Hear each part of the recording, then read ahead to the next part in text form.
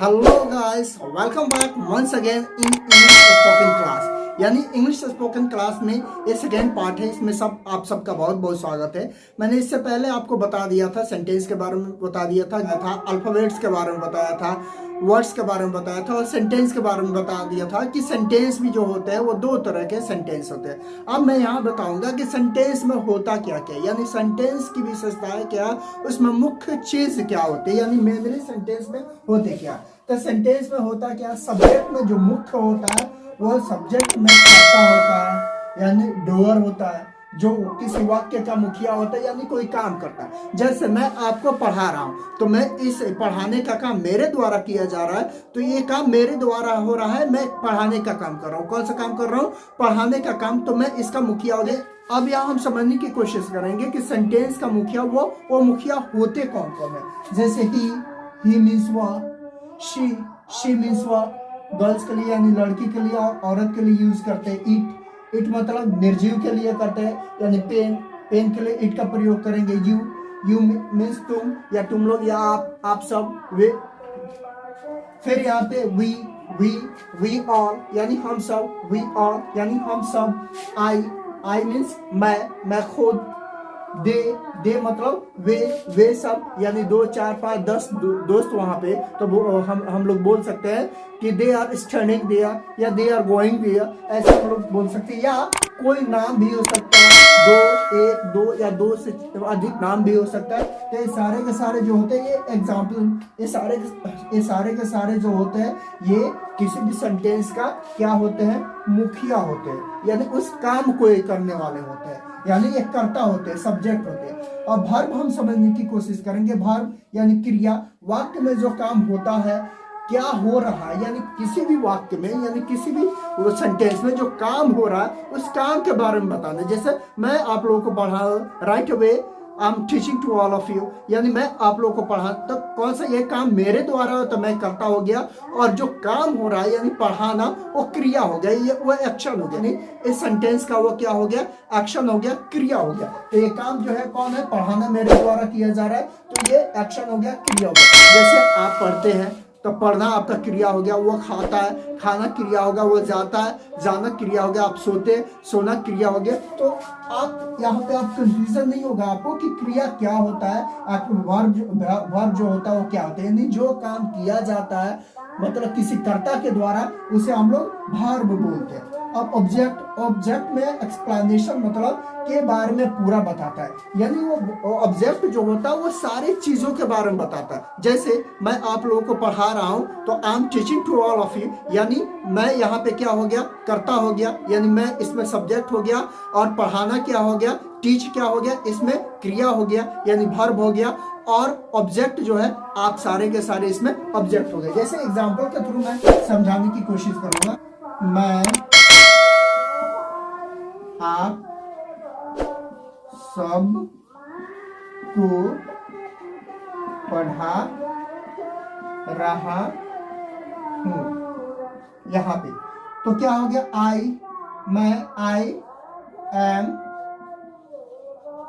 Teaching to all of you. अब यहां देखिए, ये आई जो है सब्जेक्ट हो गया, टीचिंग क्या हो गया? ये वर्ब हो गया, और यहाँ पे ऑल ऑफ यू जो है, यहाँ पे ऑल ऑफ यू ये ऑब्जेक्ट हो गया, और यहाँ पे एम क्या हो गया? ये हेल्पिंग वर्ब हो गया, हेल्पिंग वर्ब। बस सेंटेंस में जो होता है, सेंटेंस में मेनली जो होते हैं चार ही होते हैं। सब्जेक्ट होता है, यानी कि सब्जेक्ट आई हो गया, हेल्पिंग वर्ब हो गया, और यहाँ पे मेन वर्ब हो गया यानी वर्ब हो गया, और ऑब्जेक्ट हो गया। अगर इन चारों को आपने पहचानना और यूटिलाइज इसका सीख लिया तो आसानी से आपका कंसेप्ट जो है वो सेंटेंस के रिगार्डिंग क्लियर हो गया। अब आप सेंटेंस बनाना सीख जाइएगा आसानी से। तो आई होप दैट आपको यहाँ पे सारी चीजें क्लियर हो गई होंगी कि इसमें सब्जेक्ट क्या होता है, हेल्पिंग वर्ब क्या होता है, मेन वर्ब क्या होता है, और ऑब्जेक्ट क्या होता है। चलिए हम लोग आगे चलते हैं। Let's go ahead. Okay now here अब हम लोग समझने की कोशिश करेंगे कि किस सब्जेक्ट के साथ कौन सा हेल्पिंग वर्ब हम लोग प्रेजेंट में करते हैं, पास्ट में करते हैं और फ्यूचर में करते हैं, ताकि आपका कंसेप्ट जो है यहाँ पे क्लियर हो जाए। चलिए मैं यहाँ पे ये सब्जेक्ट जो होता है आई का मतलब मैं होता है, और जब हम प्रेजेंट में यूज़ करते हैं आई, तो आई के साथ एम लगाते हैं। जैसे आई एम आलम, मैं आलम हूँ। I am at home, I am working, I am writing, I am talking.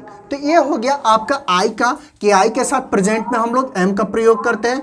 यानी आई के साथ पास्ट में वॉज का प्रयोग होता है। जैसे I was Rohan, I was at home, I was walking, I was reading, I was teaching. तो आई के साथ पास्ट में जो होता है वॉज का प्रयोग होता है। प्रेजेंट और पास्ट हमें समझ में आ गया।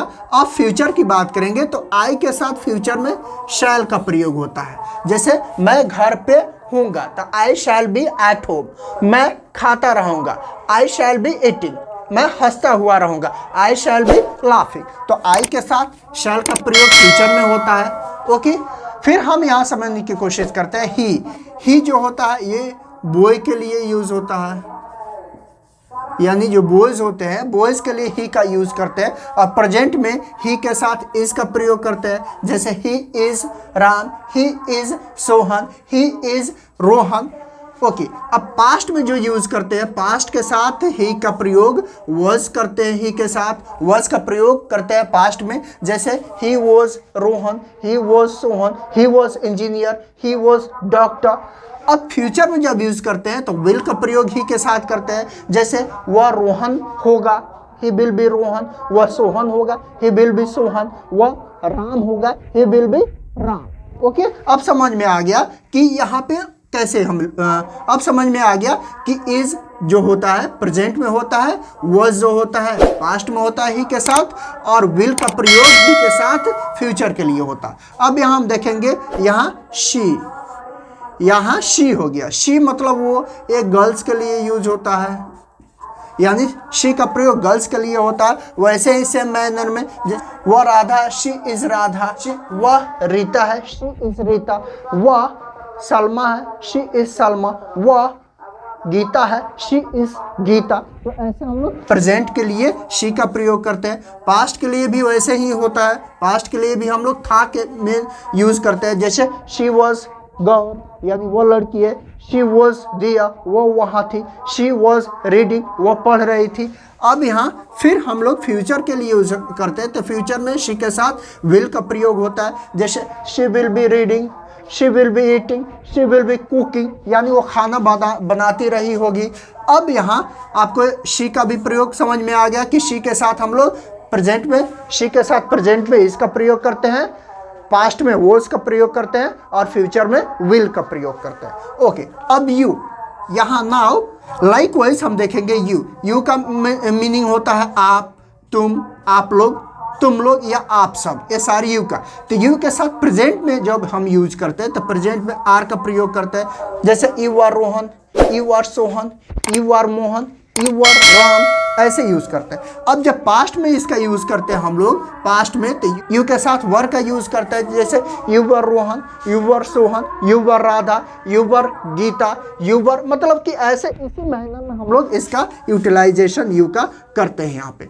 अब जब फ्यूचर के लिए हम यूज करते हैं तो यू के साथ फ्यूचर विल का प्रयोग करते हैं। जैसे कि you will be doctor, you will be engineer, you will be teacher, etcetera etcetera, ऐसे यूज होता है। और वी का प्रयोग हम यहाँ देखेंगे कि वी के साथ प्रेजेंट में क्या करते हैं। वी के साथ प्रेजेंट के लिए, वी का मीनिंग होता है हम लोग, हम सब। तो वी का प्रेजेंट में वी के साथ आर का प्रयोग होता है। जैसे we are friend, we are student, we are farmer.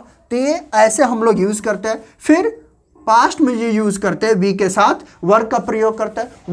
We were student, we were farmer, we were doctors. तो इस मैनर में हम यूज करते हैं वी का। और जब वी के फ्यूचर में वी के साथ फ्यूचर में यूज करते हैं तो शैल का यहाँ प्रयोग करते हैं। We shall be doctor, we shall be engineer, we shall be teacher, we shall be farmer.